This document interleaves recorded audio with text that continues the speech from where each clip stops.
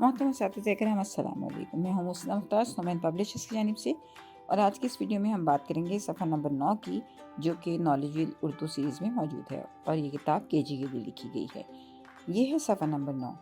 यहाँ है अलिफ बाय तरतीब। अच्छा, इसका मतलब है अलिफ बाय तरतीब का मतलब है लफ्ज़ों को हरूफ तहज्जी की तरतीब से पढ़ना और लिखना। हमने इंग्लिश की वीडियो में भी बात की कि अल्फ़ाबेटिकल ऑर्डर है, तो यानी अल्फाज को इस तरतीब से लिखना कि अलिफ बे की तरतीब की तरह आ सकें। जैसे कि सबसे पहले अलिफ आता है, फिर बे आता है, फिर पे आता है।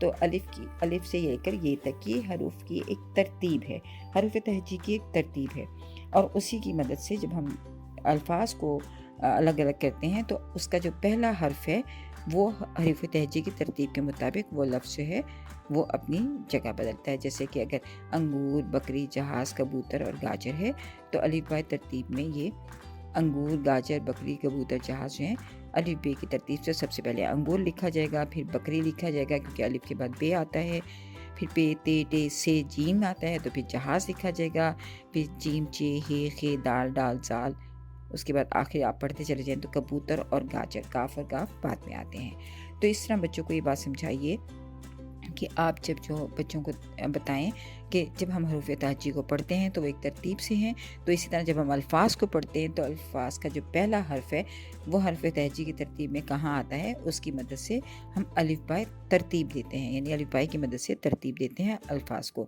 जैसे कि सरगर्मी है कि दिए गए अल्फाज को अलिफ बाय तरतीब से लिखिए। दिए गए अल्फाज में है डोल, गेंद और मोर। तो सबसे पहले इसमें जो है डोल, क्योंकि अलिफ बाय तरतीब से अगर आप देखेंगे तो डोल सबसे पहले आएगा, उसके बाद गेंद और उसके बाद मोर, फिर शेर, जहाज़ और आदमी। तो यहाँ आदमी सबसे पहले आएगा क्योंकि अलिफ मदा अलिफ बाय तरतीब में पहले आता है, उसके बाद आएगा जहाज़ और आखिर में शेर आएगा। तो इसी तरह आप अलिफ बाय जो है तरतीब की मदद से ऊपर के खानों को देखते हुए नीचे आप तफसील से लिखिए और बच्चों को ये बताइए कि इन अल्फाज को अलिफ बाय तरतीब की मदद से कैसे लिखना है।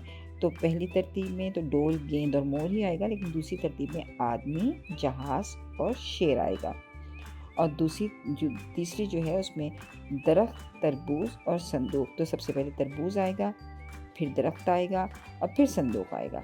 इसी तरह अलमारी, चूज़ा और बस्ता, तो सबसे पहले अलमारी आएगी, फिर बस्ता आएगा और फिर चूज़ा आएगा। तो बच्चों को ये हरूफ तहज्जी की इस तरह तरतीब भी दोबारा याद हो जाती है और उनको ये बात भी समझ में आ जाती है कि हम लफ्ज़ के पहले हर्फ की मदद से अल्फाज को अलिफ बाय तरतीब में लिखेंगे।